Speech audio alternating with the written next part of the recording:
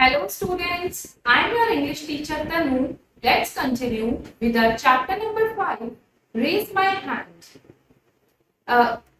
बच्चों आप मुझे ये बताइए कि क्या कभी ऐसा हुआ है कि मैम ने आपसे कोई क्वेश्चन किया हो क्लास में और आप डर गए हो? हुआ होगा, कभी ना कभी तो ऐसा जरूर हुआ होगा। तो इस चैप्टर में हम एक ऐसे ही बच्चे के बारे में पढ़ेंगे कि उससे जैसे ही उसकी टीचर कोई आंसर पूछती है तो वो किस तरह से डर जाता है। So let's start the chapter. Let's warm up. Do you know who are backbenchers? Name some backbenchers of your class. आपको पता है बैक बेंचर्स कौन होते हैं? बैक बेंचर्स जैसे कि नाम से ही समझ में आ रहा है, बैक मतलब पीछे और बेंचर्स मतलब बेंच पर बैठने वाले। तो बैक बेंचर्स का मतलब होता है कि जो बच्चे पीछे बैठना प्रिफर करते हैं, मतलब आगे की सीट छोड़ के जो जाकर पीछे ही बैठते हैं। तो वो कौन होते हैं, मतलब वो ऐसा कौन बच्चे करते हैं? ऐसा वो बच्चे करते हैं जो बहुत नॉटी होते हैं, मतलब जो पढ़ना नहीं चाहते, सिर्फ मस्ती करना चाहते थे। वो पीछे इसलिए बैठते हैं ताकि टीचर ना तो उन्हें देख पाए शैतानी करते हुए। अगर टीचर कोई क्वेश्चन पूछ रही है तो उससे भी क्या होता है कि वो सोचते हैं कि हम छुप जाएंगे तो हम बच जाएंगे। तो बैक बेंचर्स बोलते हैं। तो जरूर आपकी भी क्लास में कुछ ऐसे बच्चे होंगे जो आगे की सीट्स छोड़कर पीछे बैठते होंगे। तो आप भी सोचिए अपनी क्लास के कुछ ऐसे बच्चों के नाम। Now read the poem. I raised my hand in class this morning. Sitting in the back, the teacher didn't see, I think. Instead, she called on Jack. अब ऐसा ही हुआ, ये क्लासरूम का सीन है। इसमें क्या हुआ कि एक बच्चा है जिसने अपना हाथ रेज किया, मतलब हाथ उठाया। अब क्यों उठाया? या तो कोई टीचर ने क्वेश्चन किया होगा, यह भी हमें आगे पता चल जाएगा। तो वो जो पॉइंट है, जो बच्चा है यहाँ पर, वो बोल रहा है कि मैंने अपना हाथ मॉर्निंग में रेस किया और मैं कहाँ बैठा था? पीछे बैठा था। पर क्या हुआ कि मुझे ऐसा लगता है कि टीचर ने मुझे नहीं देखा, उन्होंने मेरी बजाय किसी और का नाम लेके बोला कि तुम बोलो। मतलब टीचर कोई क्वेश्चन कर रही होंगी, तो जैसे होता है ना कि टीचर ने कोई क्वेश्चन किया तो जिसको आंसर आता है वो हैंड रेस कर लेते हैं। तो यहाँ पर यही है कि इसने भी हैंड रेस किया होगा, पर टीचर ने देखा नहीं, या जो भी था टीचर ने किसी और बच्चे का नाम लिया कि तुम आंसर करो। और किसका नाम लिया टीचर ने? Jack. I stretched my hand up higher, but she called on Jack and Zoe. I started bouncing up and down, but still she called on Chloe. अब वो बोलता है, जो पॉइंट है, जो बच्चा है, वो ये बोलता है कि मैंने क्या किया, अपना हाथ और भी ज्यादा ऊपर किया। जैसे पहले छोटा सा था, फिर और ऊपर किया, पर तब भी टीचर ने मुझे नहीं बुलाया। तब उन्होंने किसी और से आंसर किया। किससे? जैक एंड जो से। और फिर उसने धीरे धीरे ऐसे बाउंस करना भी शुरू कर दिया कि हम ऐसे उठ उठ के करते हैं कि टीचर मुझे देख ले ताकि मैं भी आंसर दे दूं।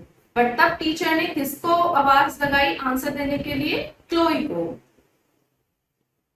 I waved my arms, but even so, she didn't call on me. She called on Brian, Brooklyn, Billy, Bailey, Ben and Bree. अब उसने बोला कि मैंने अपनी आर्म्स को भी वेव किया, बट फिर भी टीचर ने मुझसे आंसर नहीं किया। अब उन्होंने और बहुत सारे बच्चों से आंसर किया, एक एक करके। ब्रायन से, ब्रॉकलिन से, बिली, बेली, बेन, ब्री। यहाँ पर जो नाम से, मतलब टीचर क्लास के हर बच्चे से पूछती रही, पर उन्होंने मुझे देखा ही नहीं। She called on Taylor, Tristan, Thomas, Trinity and Chai. Then finally she called my name. I breathed a heavy sigh. अब उसने फिर किसी और से पूछा, टेलर से पूछा, ट्रिस्टन से पूछा, थॉमस, ट्रिनिटी एंड टाई। इतने सारे बच्चों से उन्होंने पूछा।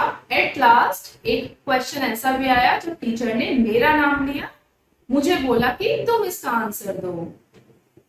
तो अब जब उसका नाम लिया, टीचर ने उस बच्चे का नाम लिया, तो वो बच्चा एकदम बहुत जोर से उसने सांस ली कि मतलब चलो एट लास्ट टीचर ने मुझे भी देख लिया। She asked me for the answer. I just frowned and clenched my knees and said, I have no idea, but could I use the bathroom please? अब देखो कितनी फनी बात है कि अभी तक तो वो ये चाह रहा था कि टीचर उससे आंसर पूछे, उसको खड़ा करे और उससे पूछे, और अब जब टीचर ने उसको उठाया तो क्या हुआ, उसे एकदम गुस्से से ऐसे भौहें सिकोड़ ली, हथेलियां ऐसे बंद कर ली। क्यों? अब वो डर गया, या तो उसे आंसर नहीं आता था या क्या था, वो टीचर को आंसर देने में इतना डर गया कि उसने, जब टीचर ने पूछा तुम बताओ, तो उसने क्या बोला, मुझे नहीं पता, पर क्या मैं वॉशरूम जा सकता हूँ। मतलब डर के मारे उसे वॉशरूम जाने की नीड हो गई।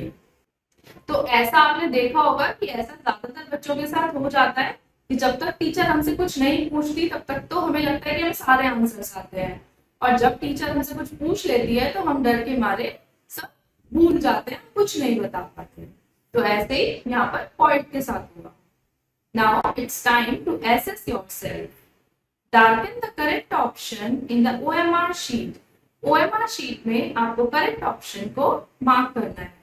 First is, at first the teacher called up.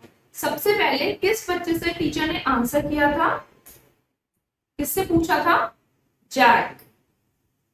तो इसका करेक्ट आंसर है Jack. Now second, the place the poem expressed is a. मतलब जो ये पोएम लिखी गई है ये कौन सी प्लेस पर है, मतलब क्या सीन है इसमें, क्लासरूम का। तो करेक्ट आंसर है B. Now third, the narrator dash to be noticed. Narrator ने क्या क्या किया नोटिस होने के लिए, उसने अपना हाथ भी उठाया, उसने बाउंस अप भी किया ऊपर नीचे। तो यहाँ पर करेक्ट आंसर होगा both, C. Now fourth, dash was not a student. इनमें से कौन स्टूडेंट नहीं है, सो भी था, ब्रुकलिन भी था, टेलर भी था, बट यहाँ पे जैकलिन नहीं था। तो A is the correct answer. Now second exercise, what expressions do you have about the narrator? Take right as many as you feel. यहाँ पर कुछ एक्सप्रेशंस दिए हैं कि नैरेटर जो है, जिसने पोएट, मतलब जो पोएट है, वो इनमें से क्या है, मतलब क्या उसको उसकी पर्सनालिटी से, उसकी पर्सोना से मैच करता है। तो हम पढ़ते हैं, इनमें से जो भी उससे मैच करता होगा हम उसको टिक करेंगे। जैसे फर्स्ट है, the narrator is quite intelligent. Narrator बहुत ज्यादा इंटेलिजेंट है? नहीं, अगर वो इतना इंटेलिजेंट होता तो वो ऐसे डरता नहीं, कॉन्फिडेंट होता और कॉन्फिडेंटली आंसर करता। Now second, the narrator is a fool. Narrator fool है, ऐसा ही लग रहा है तभी वो डर गया। तो हम एक यहाँ पर टिक कर देते हैं सेकेंड पर। Now third, the narrator is naughty. Narrator naughty भी है? नॉटी तो नहीं पता, क्योंकि नॉटीनेस तो कुछ की नहीं थी नैरेटर ने। The narrator is in habit of showing off. Narrator को शो ऑफ करना अच्छा लगता है कि मुझे ये भी आता है, ये भी आता है। नहीं, ऐसा भी कुछ नहीं किया। Now fifth, the narrator is a back bencher. Narrator यहाँ पर बैक बेंचर है? हाँ, वो पीछे बैठा था तो वो बैक बेंचर है। तो इसका एक ऑप्शन है fifth. Okay students, I hope आपको पोएम अच्छी लगी होगी, समझ आई होगी। अब हम मिलेंगे अपनी अगली वीडियो के साथ। Till then have a nice day.